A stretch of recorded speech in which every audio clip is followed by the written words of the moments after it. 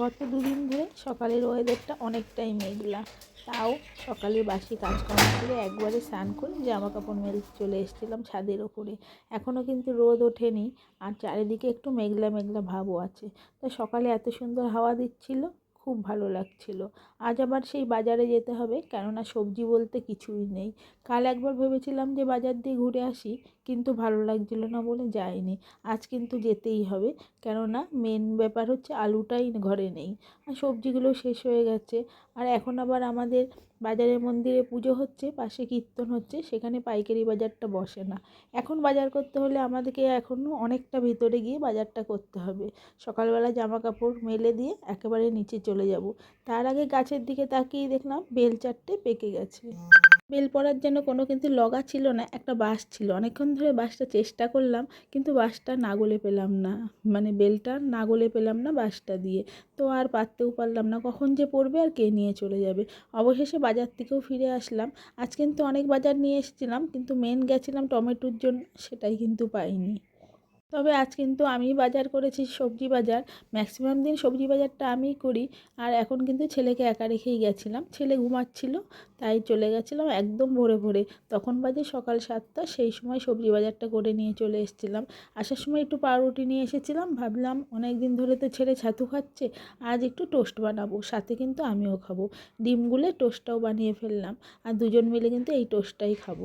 আমি কখন খাবো ঠিক নেই, তবে বানিয়ে রেখেছিলাম। রোজ একঘেয়েমি খাবার খেতে একদমই পছন্দ হয় না। আজ এই টোস্টটা দিয়ে ভালো লাগবে, অনেক দিন পর এই আবার ডিমটা এনেছি, আর ডিম দিয়ে টোস্টটাও এনেছি। আজ কিন্তু বাজার থেকে ডিমও নিয়ে এসেছিলাম। আসলে আমি 15টা করে ডিম আনি, যে কদিন চলে আবার গিয়ে নিয়ে আসি। এই করেই ডিমটা নিয়ে আসি, অনেকগুলো এক পেটি এনে রাখি না, 15টা করেই নিয়ে আসি। এদিকে ডিম টোস্টটা কিন্তু হয়ে গেছে, এরপরে আমি ছেলেকে দিয়ে দেবো। আর অবশেষে আমারটাও বানিয়েছিলাম। আমার ছেলে অবশ্য ডিম টোস্টের ভেতরে পেঁয়াজ টিয়াজ কিছু দেয় না, না দিয়েই ও খেতে ভালোবাসে। আমি আবার সেটা না। ও কাল আবার মাংস নিয়ে এসেছিলো, সেই মাংসটা ফ্রিজে রেখে দিয়েছিলাম। তো আমার বাড়িটা খুব কমই চলে, তো মটন এনেছিল। আসলে আমার ছেলে মটন একদম ভালোবাসে না, তো আমাদের দুজনের মতনই এনেছিল অল্প করে, তাই ওটাকে বেচে একেবারে মেখে রেখেছিলাম। তারপরে কিছুটা বাসন ছিল, ওটাও ধুয়ে ফেলেছিলাম। আর তারপরে আজ কিন্তু বেশি কিছু রান্না করব না, ওই মটনের তরকারিটাই করব আর কি।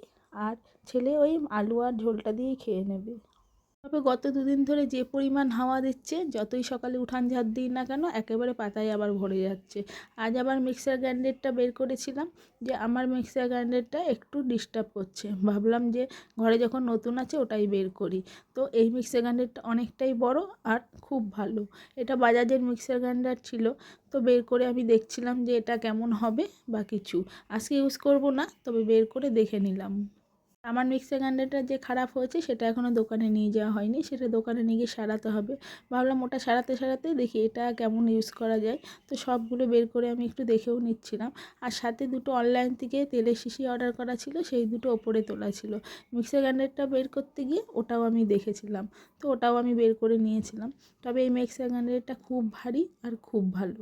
আমি যখন দেখলাম, সত্যি অসাধারণ একটা মিক্সার গ্রাইন্ডার ছিল এটা।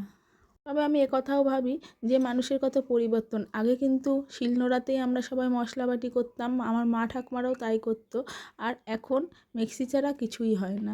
আর এই তেলের এই যে বয়াম দুটো বের করে নিয়েছিলাম, আসলে এটা স্টিলের, এটা কিন্তু খুব ভালো, যখন তখন পরিষ্কারও করা যাবে, আর তেল চিটেও বেশি হবে না। তো সাথে সাথে ভাতও করে নিয়েছিলাম, ভাত থেকে উপর দিয়ে দিলাম। আজ তো খালি মটনের ঝোল হবে। আর আমি মটনটা যখন বানাই একটু পাতলা করেই বানাই। আজ ভেবেছিলাম সব কিছু কষিয়ে, যেহেতু অল্প পরিমাণে আছে, তাই জন্য আমি প্রেশার কুকারে করে নেব। আর প্রেশার কুকারে দুটো সিটি মারলেই হয়ে যাবে। এদিকে মাংসের আলুগুলো আমি একটু ধুয়ে নিলাম, ওদিকে মাংসটা ম্যারিনেট করে রেখেও দিয়েছি। আর এই মাংসের আলু আমি একটু বেশি করেই দিই। মাংসের আলুটা খেতে আমি খুব ভালোবাসি, আমার ছেলেও খুব ভালোবাসে। তবে মাংসের আলুটা বা ভাজতে ভাজতে আমার খুব খিদে পেয়েছিলো, একটু পাউরুটি টোস্টটা খেয়ে নিলাম। তারপরে দেখো আলুগুলো ভাজা হয়ে গেছিলো। আজ আমি কিন্তু পাতলা করে একটু মটনের ঝোলই বানাবো। একটু জিরে তেজপাতা শুকনো লঙ্কা ফোড়ন দিয়ে দিয়েছিলাম, এরপরে পেঁয়াজ দিয়ে দিলাম। পেঁয়াজটাকে ভালো করে ভাজা হয়ে গেলে তারপরে কষে আমার ম্যারিনেট করে রাখা মাংসটা দিয়ে দেবো। আর তারপরে বেশি কিছু লাগবে না, আমি ম্যারিনেট করেছিলাম তখন একটু দইও দিয়ে দিয়েছিলাম। আর অনেকক্ষণ ছিল বলে মাংসটা বেশ মজে গেছিলো। ইদানিং কাল দেখছি আমার চিকেন বলো মটন বলো কোনো মাংসই খেতে ভালো লাগছে না, কেন জানি না। আমি অনুষ্ঠান বাড়ি গেলেও মাংসটাকে এড়িয়ে যাচ্ছি। আর আজকে যখন বাড়িতে হয়েছে হয়তো এক পিস খাবো একটু আলু দিয়ে, তো মোটেই আমার পছন্দ হচ্ছে না, কেন সেটা বলতে পারবো না। হয়তো আমারই ইচ্ছে করছে না। আর এই দেখো মটনটাকে ভালো করে কষিয়েও ফেললাম, এরপরে প্রেশারে দিয়ে দেবো। আসলে প্রেশারে দিতে গেলে আমার মনে হচ্ছে একটু বেশি হয়ে যাবে, আর এইটুকুর জন্য বড় প্রেশারে বের করবো না, ছোটো প্রেশারেই দেবো। তো মাংসটা তো আমার এদিকে মোটামুটি রেডি।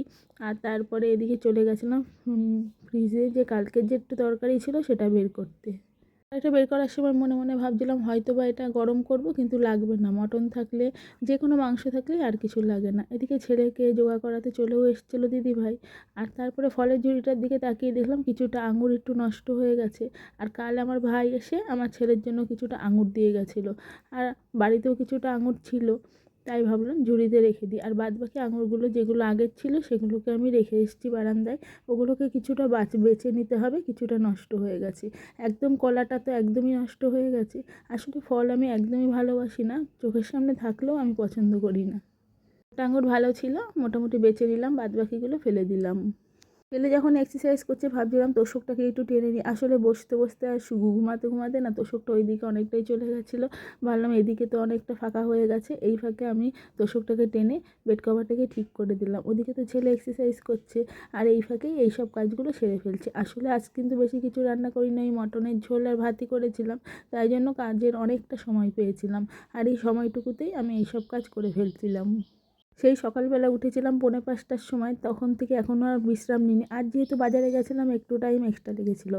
পাড়ার এক কাকিমা আমার কাছে একটু কারি পাতা চেয়েছিলো। আসলে আমাদের এখানে গাছটায় না অনেক বড় কারি পাতা গাছ ছিল। আসলে ওই গাছটা মরে গেছিলো, তার শেকড় থেকে যে ডালটা বেরিয়েছিল ওই ডালটাই এখন এত বড় হয়েছে। তাই কাকিমার জন্য কিছুটা কারি পাতা তুলে আনলাম। এদিকে প্রেসারে যে মটনটা করতে দিয়েছিলাম সেটা কিন্তু আমার রেডি, ওটা নামিয়েও ফেলেছি।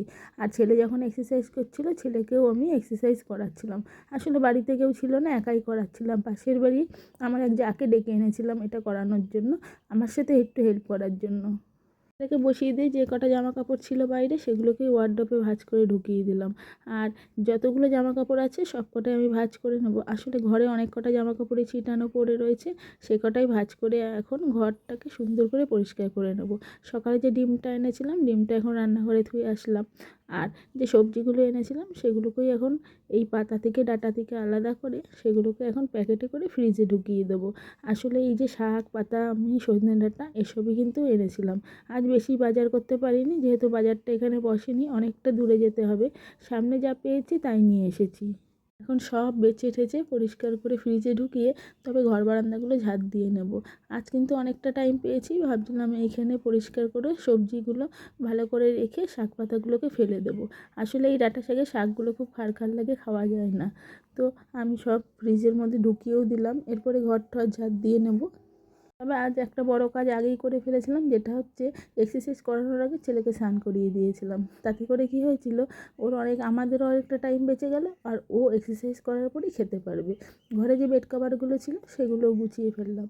আর এই মশা মারার যে ব্যাগটা সেটা আমরা নতুন কিনেছি। তবে আজ এই পর্যন্তই, নেক্সট ভিডিওতে আবার দেখা হবে।